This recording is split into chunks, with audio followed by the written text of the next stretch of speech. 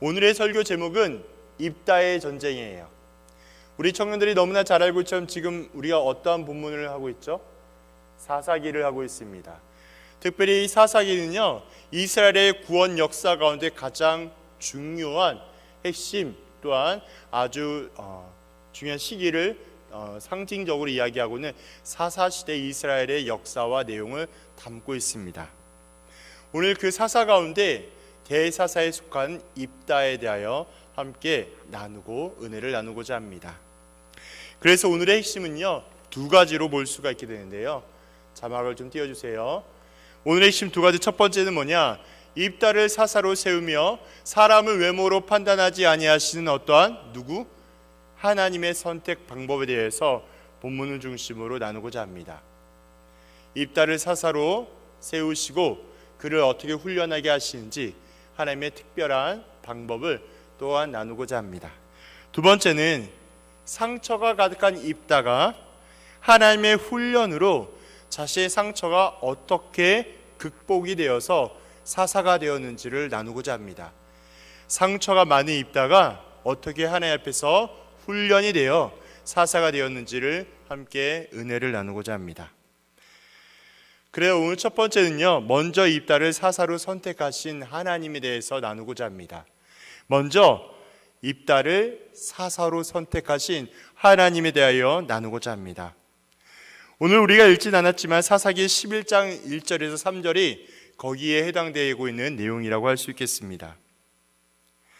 하나님께서 사사로 입다를 선택하여 주셨어요. 우리가 읽은 것처럼 하나님께서는 입다를 사사로 선택해 주셨는데요, 그가 어떠한 사람인지를 먼저 알아볼 필요가 있는 것이죠. 입다는요, 전형적인 모범생이 아니었습니다. 그러니까 흔히 이야기해서 사사로 세울 수 있을 만한 충분한 요건과 자격을 갖춘 자가 아니란 말이에요. 그의 출생이 어떤 출생이었냐? 길라 출신의 기생에서 난 자였습니다. 이게 어떤 의미를 갖고 있냐면 출신이 불분명하고 족보도 없고 뼈대가 없는, 알 바를 알지 못하는 그런 출생을 통하여서 낳은 자가 입다라는 거예요. 이 한 가지 사실만 보더라도 그가 온 이스라엘을 다스릴 사사의 자격 요건이라 생각할 수 없는 큰 이유 중에 하나가 바로 그런 요인이라 할 수 있겠죠. 또한 그는요, 가족의 버림을 받고 또한 그가 있는 곳에서 쫓겨나서 이민자와 같은 삶을 살아가고 있습니다. 어떠한 땅일까요? 이방 땅인 돕 땅에서 그가 이민자와 같은 삶을 살아가고 있는 것이죠. 그래서 그곳에서 건달들과 함께 생활하는 그의 처절한 삶이 그의 앞을 함께하고 있는 것을 알게 합니다. 어떤 의미가 있을까요? 그의 환경은요, 불우했어요. 버려졌어요. 주목받지 못했고요, 인정받는 삶이 아니었다라는 거죠. 반대로 평범한 삶이 아니었습니다. 그는 세상의 잣대와 기준으로 볼 때 전혀 볼품이 없는 그러한 상처와 아픔 투성이 바로 입다였다라는 거예요. 그런 자였어요. 이것을 다시 의미를 부여하면 설명은 이렇게 할 수 있겠습니다. 1절에 11장 1절을 토대로 기생이 낳은 아들은요, 아버지가 외도하여 생긴 아들이에요. 요즘 말로 하면 뭐예요? 바람을 피워서 낳은 아들이에요. 그러니까 출신 성분도 불분명하고 다른 사람 사이와 공동체 앞에서도 떳떳하게 세워줄 수 없는 사람, 그런 사람이 바로 입다였다는 거예요. 두 번째 2절에 보니까 가족들에게 버림을 받았습니다. 그것은 깨어진 가정 가운데 불우한 환경에서 그가 자라났습니다. 출신 성분도 모르고 깨어진 가정 가운데 불우한 환경에서 자라난 자가 있다라는 거예요.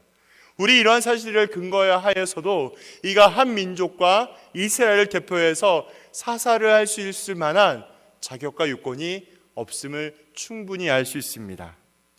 그리고 3절에 보니까요, 그는 돕 땅에서 잡류들과 어울렸어요.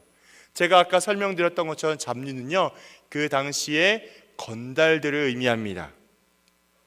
그래서 고향에 살지도 못하고 타향에 살아가면서 거친 인생을 살아왔습니다. 그래서 정착하지도 못했고 어두운 세계에 살아갈 수밖에 없는 그러한 삶을 살아왔어요. 그래서 입다는요, 그의 삶의 환경과 자라온 모습 가운데 기댈 곳이 전혀 없는, 온통 자기의 삶은 차가운 환경뿐인 그러한 삶에서 입다가 살아왔음을 우리 성경을 통하여 분명히 알 수 있습니다. 이러한 내용을 정리하면 이렇습니다. 입다는요, 돕당에서 주먹세계 생활을 하며 생활을 해왔습니다. 이로써 그는 싸움에 능한 자가 되었어요. 자기의 의지와 상관없이 환경적인 요인과 환경적인 내용에 따라서 어쩔 수 없이 그 상황에 맞게 살아가고자 하는 그러한 모습들로 인하여 그렇게 변해가였습니다. 그런데 현재 이스라엘의 처한 환경은 어떠할까요? 이스라엘은요, 이방 나라와 싸움에 놓여져 있는 그러한 환경에 노출되어 있습니다. 잠깐 지도를 볼까요? 준비되어 있는 지도를 부탁드리겠습니다. 네, 너무 작을 수도 있겠는데요. 네모가 빨간색이 두 군데가 있어요. 하나는 암몬이라는 우리가 성경에서 말하고 있는 이방 나라의 지역을 경계를 설명하고 있고, 그 위에 그 네모는요, 바로 돕당, 바로 입다가 활동했던 또한 자라왔던 환경적인 위치를 설명하고 있는 것이죠. 결과적으로 의미를 부여하면 그는 지금 어떠한 좋은 환경과 준비된 상황 속에서 자라와서 사사가 선택이 된 것이 아니라 불우한 환경 가운데 어려움의 연속으로 그의 삶은 세상 누구를 보더라도 피폐한 환경 가운데 자라왔음을 우리는 이렇게 알 수 있습니다. 넘겨주세요. 자, 이러한 부분에서 하나님은 사람들의 편견과 다르게 고민하지 않고 입다를 사사로 선택하세요. 이렇게 결정하신 하나님의 모습 가운데 하나님이 어떠한 분인지는 우리는 분명하게 구별할 수 있는 것이죠. 제가 끊임없이 반복하여 표현하고 있죠. 세상적인 눈과 어떠한 요소를 바라볼 때 입다는 결코 사사를 할 수 있을 만한 사람이 아니었습니다. 그의 삶은 무엇이 채워져서 지도자가 될 만한 인물이 아니었어요. 그의 삶은 평생에 소속도 불분명하고 환경도 여의치 않고 여러 가지 어려움과 빈번한 가장 낮은 자리에서 살아온 그를 하나님은 택하시고 세우시고 지도자로 사사로 세우셨음을 알게 하셨습니다.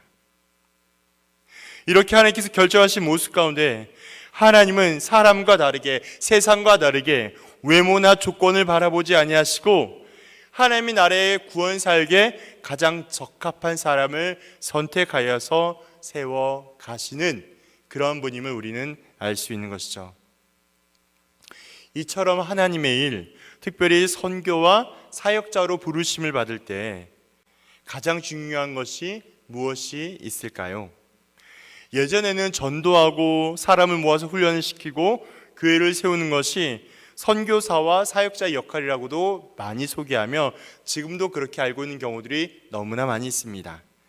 그것이 틀리는 것은 아니지만 현대의 선교와 목회 현장에서 요구되는 것은 다양한 내용으로 각자에 맞춘 은사에 따라서 하나님의 사역을 감당하는 모든 역할이라고 이해할 수 있겠습니다. 그래서 정해진 법칙이 있는 것이 아니라요, 하나님의 특별한 은혜, 그 주신 은혜와 은사를 가지고 주어진 환경 가운데 최선을 다하여 성실하게 임하게 될 때 더욱 풍성한 은혜를 누릴 수 있으며 하나님의 그 부르심에 온전히 합당히 달려갈 수 있는 믿음의 자세라고 할 수 있겠습니다. 그래서 사람의 기준과 가치와 경험으로 판단하며 구별할 것이 아니라 하나님 아버지의 생각과 방향과 시선을 바라보며 이해하는 눈과 귀가 중요하다라는 거예요.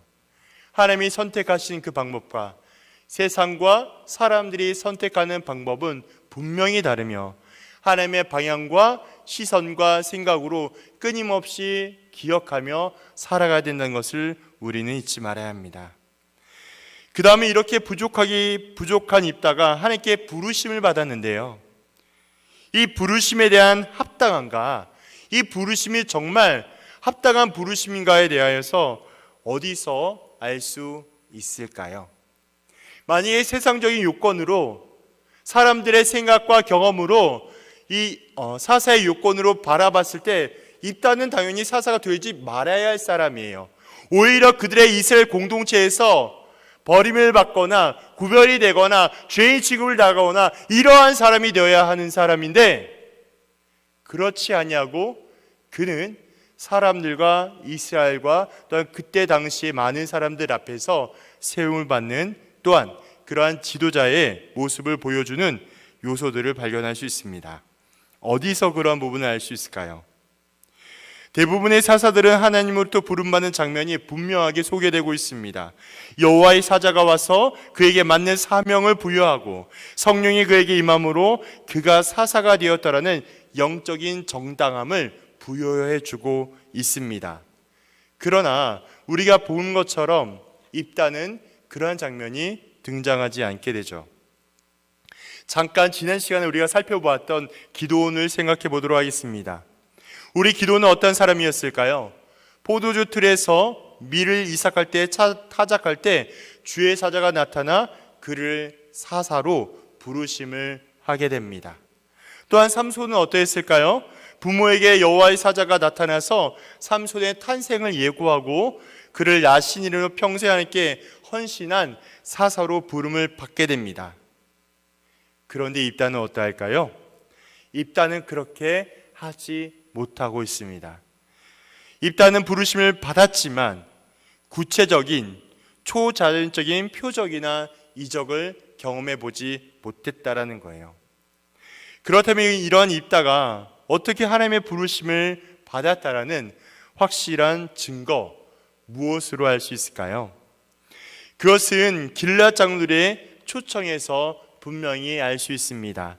우리가 읽었던 11장 5절과 6절에 해당되고 있는 내용인데요. 암몬 자손이 이스라엘을 치려고 할 때 길앗 장로들이 입다를 데려오고 돕당에 가서 6절 입다에게 이르되 우리가 암몬 자손과 싸우려 하니 당신은 와서 우리의 장관이 되라 하니. 나와 있는 말씀처럼 지금 돕당에 있는 당시의 장로들이, 길앗 장로들이 그에게 찾아와서 군대 장관이 되어달라고, 지금으로 따지자면 지도자가 되어달라고 청하고 있는 모습을 보고 있습니다. 이것이 바로 하나님께서 입다를 부르신 또 다른 방법이라고 설명할 수 있겠습니다. 제가 방금 전에 설명을 드렸던 것처럼 초자연적인 표적이나 구체적인 어떤 이적들을 통해서 부르심을 얻은 것이 아니라 상황과 환경을 통해서 하나님의 역할과 일을 부르시고 있다는 사실을 성경은 분명히 나타내어주고 있는 것이죠. 우리가 종종 하나님의 부르심에 대하여 고민하게 될 때 하나님께서 우리를 인도하고 계시는 증거를 찾으려고 합니다. 그 자체가 나쁘다라는 말은 아니에요. 성경에 보면 이러한 부르심에 대한 두 가지 방식이 두드러지게 등장하고 있습니다. 첫 번째 방법은 초자연적인 방식의 부르심이에요. 이것은 음성을 듣거나 기도 가운데 환상을 보거나 아니면 초자연적인 표적과 이적을 통하여 부르시거나 하나님의 일을 행하기도 하시죠. 그리고 두 번째 방식은 자연적인 방식이에요. 이것은 특정한 상황이나 일들로 하여금 하나님의 일을 하게끔 하는 그러한 부르심에 해당되고 있는 내용이라 할 수 있겠습니다. 그리고 또 다른 부르심, 그 자연적인 부르심은 바로 공동체를 통한 하나님의 부르심이라는 거예요. 지금 입다에서 나오는 것처럼 장로들을 통하여 당시에 지도자를 통해서 그렇게 부르심을 받는 것이라 할 수 있겠죠. 첫 번째 초자연적인 거나 두 번째 자연적인 것 모두 때때로 주관적인 해석이나 판단이 될 수도 있습니다. 이 주관적인 부르심이 객관적인 부르심으로 확증되어야 하나님의 인도하심이라고 할 수 있습니다. 그 객관적인 확신의 증거가 바로 공동체를 향한 동안 하나님의 부르심을 받는 것이라고 할 수 있겠습니다. 그래서 입다가 이렇게 하나님 앞에 또한 민족 앞에 부르심으로 사사로 세워지는 과정이 하나님의 철저한 계획과 하나님의 인도하심 가운데 세워졌다는 사실을 성경은 이렇게 11장을 통하여 설명하며 또한 교훈하고 있는 것이죠. 두 번째, 하나님께서 그 부르심에 반응하는 입다의 내용과 장면이 등장합니다. 그 말씀이 우리가 읽었던 4절에서 11절에 해당되고 있는 내용이에요. 길르앗 장로들이 입다에게 와서 청합니다. 그리고 자신의 군대 장관이 되어달라고 이야기하고 있어요. 그런데 입다는요, 장로들의 요청을 거절해요. 제가 당시 상황을 조금 더 상상해 보았는데요, 이제까지 평생을 인정도 받지 못하고 정말 천하고 낮고 낮은 삶의 자리에 살아가다가 많은 사람들의 부르심 앞에 당시 우리의 대표가 되어서 이런 어려움 가운데 좀 해결해 주십시오라고 만약 부르심을 받았다면 당연히 위험한 환경이 염려나 걱정이 될 수도 있겠지만, 이제까지 자신의 삶을 비추어 보았을 때 내가 이제 뭔가 다른 인정이나 혹은 다른 능력을 받고 있겠구나라는 마음 때문에 기뻐하였을 거나 아니면 바로 승낙했을 텐데, 입다는 그러하지 않았습니다. 입다는 거절했어요. 입다는 장로들의 요청을 거절합니다. 그리고 순순히 응하는 태도를 보여주지 않았어요. 그리고 오랫동안 고민 후에 그 일, 군대 장관 일을 승낙하는 입다의 모습을 보여주고 있습니다. 왜 입다는 바로 응답하지 않다가 조금 지난 후에 다시 그 일을 승낙한 이유가 어디에 있겠습니까? 그 이유는 자신을 버린 가족들에 대한 상처, 패배감, 거절감이 입다의 마음과 상황을 작용했기 때문에 그래요.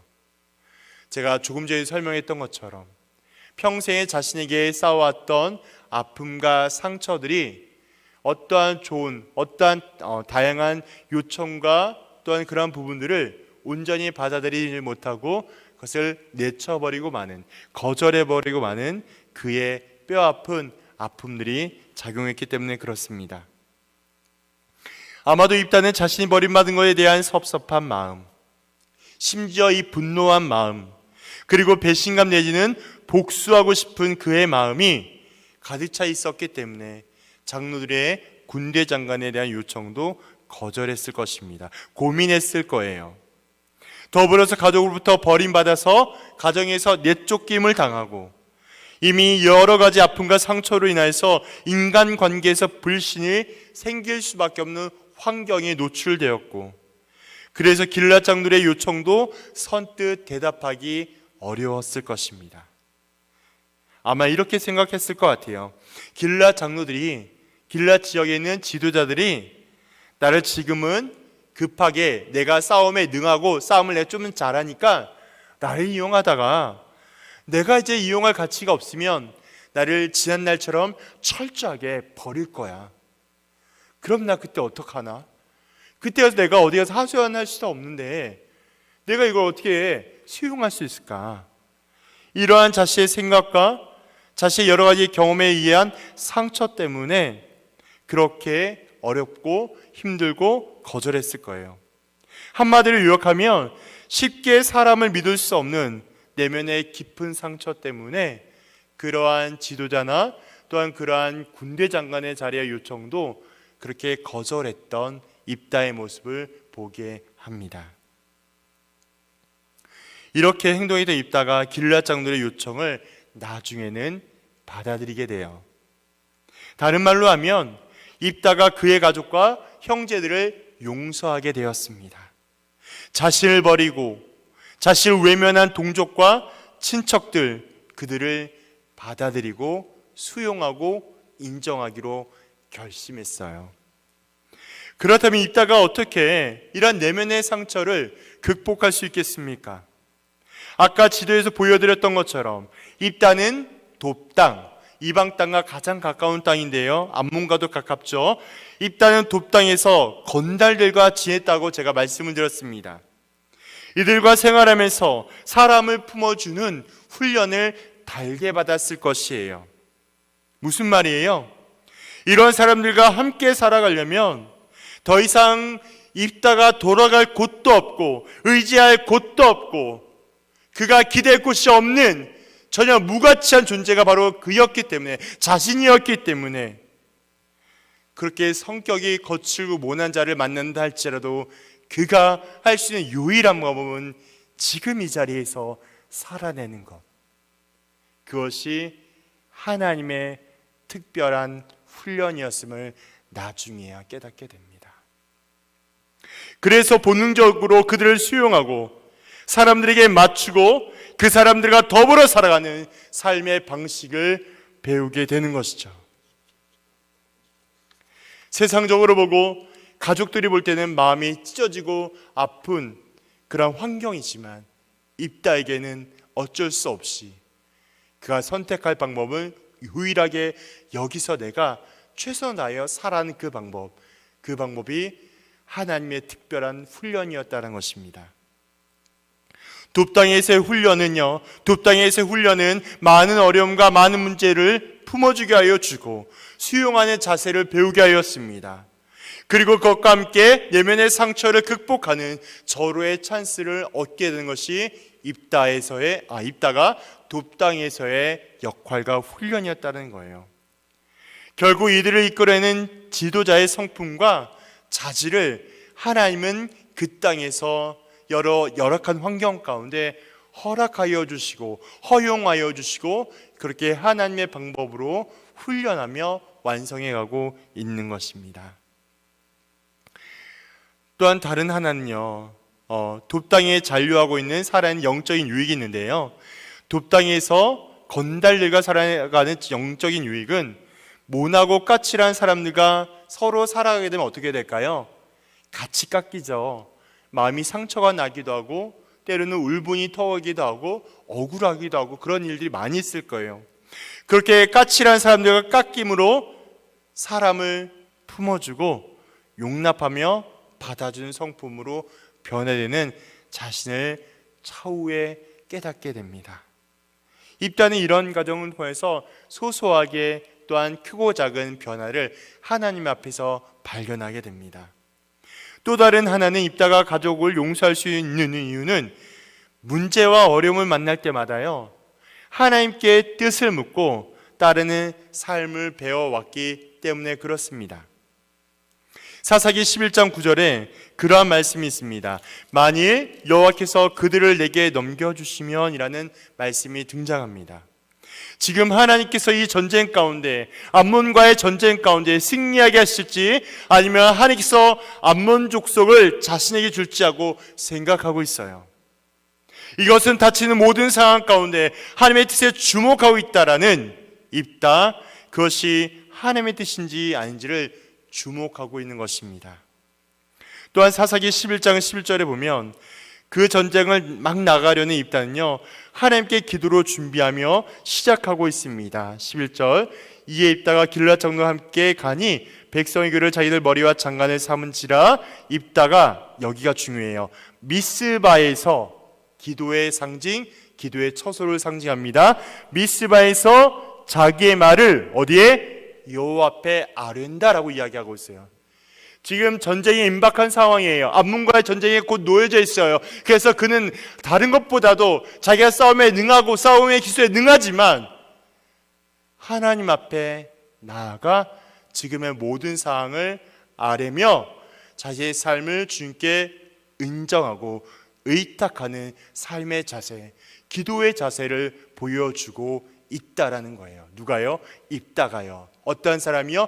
가장 세상에서 불우하고 출신 성분도 모르고 상처와 아픔뿐인 그가, 하나님의 은혜를 선택받은 그가 하나님 앞에 큰 일을 하게 될 때에 하나님 앞에 나아가 기도하고 있는 모습을 보여주고 있는 것입니다.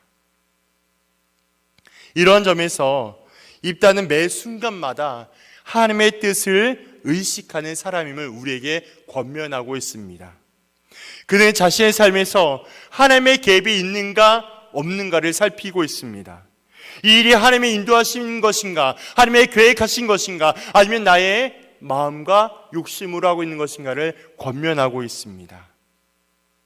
모든 척박과 환경 가운데, 모든 어려움 가운데 훈련을 받으며 하나님의 뜻에 민감한 영적인 사람으로 점점 성장해 가고 있는 입다의 모습을 우리 모두에게 지금 교훈하고 있는 것이죠. 그래서 돕당에서의 삶은요, 영적인 일구로 만드신 하나님의 방법이고요, 이것은 바로 신의 한 수였다는 거예요. 세상과 사람들의 눈에 보기에 보잘것없는 그가, 척박한 땅에서 건달들과 살아왔던 그가 하나님의 은혜로, 하나님의 거부할 수 없는, 정할 수 없는 선택에 의하여 하나님의 맞는 일꾼으로 세워지는 과정을 은혜로 성경 우리에게 권면하고 있는 거예요. 그의 모습은 기도로 나아갑니다. 그리고 주님 앞에 묻고 또 묻고 있어요. 하나님, 이제 제가 암몬과 전쟁할 것인데 이 일을 어떻게 하면 좋겠습니까? 혹시 지금 우리 가운데 힘든 삶의 자리에 서 있다고 느끼는 분들이 계실까요? 아니면 도무지 이해할 수 없고 받아들이기 어려운 사람들과 함께 해야만 한다고 느껴지는 사람이 우리 가운데 있습니까? 그러나 기억하십시오. 하나님께서 지금 그곳에 두심은 이러한 감당하기 어려운 문제, 상황을 통하여 나를 영적으로 단련시키고 있다는 사실을 잊지 말아야 합니다. 누구처럼? 입다처럼요. 돕당에서의 잔류도가 생활하는 그 모든 생활들이 하나님의 성품과 하나님의 지도자로서의 삶의 요건을 만들어가고 있는, 그래서 빚어가고 있는 중인 것을 우리에게 권면하고 있습니다. 그래서 다시 한번 기억하며 나아가기를 소망해요.